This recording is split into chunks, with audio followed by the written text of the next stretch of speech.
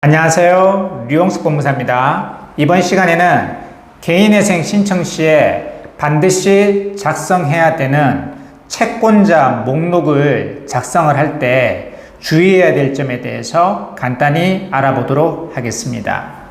채권자 목록이라는 것은 말 그대로 나에게 돈을 받을 권리가 있는 사람들의 명부를 말하는 겁니다. 그래서 채권자 목록이라고 해서 번호를 붙여서 빠짐없이 다 기재를 하셔야 돼요.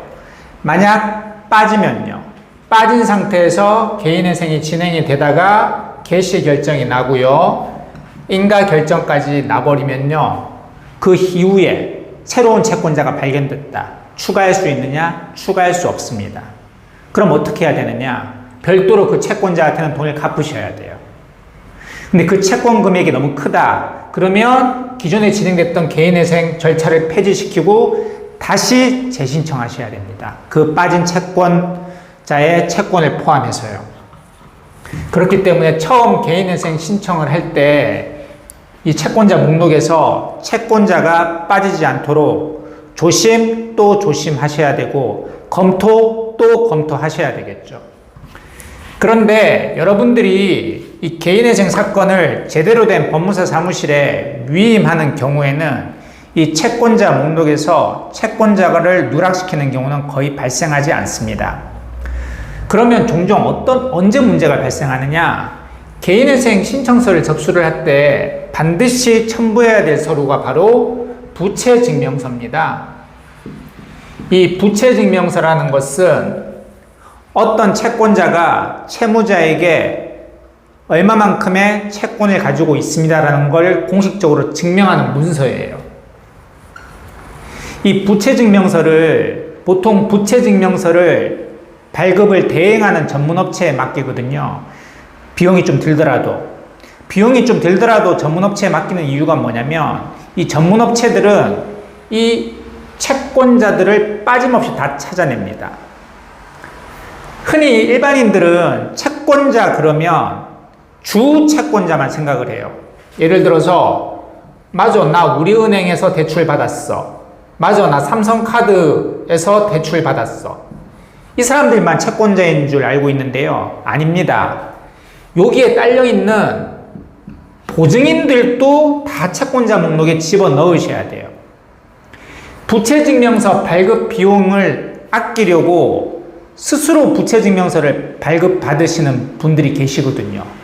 그런 분들은 이 보증인을 놓치는 경우가 되게 많아요. 나는 분명히 우리은행에서 돈 빌렸는데, 그러니까 우리은행만 채권자 목록에 집어넣는 거죠.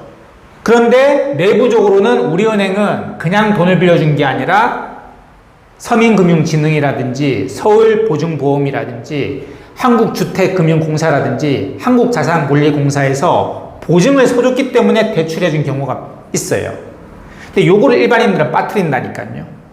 빠지면요, 나중에 이 보증인이 대신 우리은행에 돈 갖고 새로운 채권자로 되는 거예요. 근데 채권자 목록에 이 사람 안 집어넣었잖아요. 그러면 별도로 이 사람의 돈을 갚아야 된다니까요. 그래서 개인회생 신청을 할 때 채권자 목록 작성 시에는 부채증명서 발급을 비용이 조금 들더라도 보통 이제 전문업체에 맡기면 채권자 한 명당 이제 10,000원에서 많게는 30,000원까지 비용이 발생하긴 하는데 그 비용이 좀 들더라도 맡기시는 게 좋습니다. 나 그 비용 내가 직접, 내가 내 채권자 다 알고 있어요. 나의 채권자는 우리은행, 국민은행, 삼성카드, 국민카드 네 곳입니다. 이 네 곳에서 부채증명서 내가 발급받을 테니까 이걸 바탕으로 채권자 목록 작성해 주세요. 그리고 그 비용에서 이 부채증명서 비용은 공제해 주세요.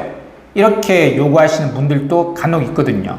그러면 이렇게 채권자 목록에서 채권자가 누락돼서 결국 낭패를 보는 경우가 발생할 수 있습니다. 이번 시간에는 개인회생 시에 반드시 작성해야 되는 채권자 목록 작성 시 주의해야 될 점에 대해서 간단하게 살펴봤습니다.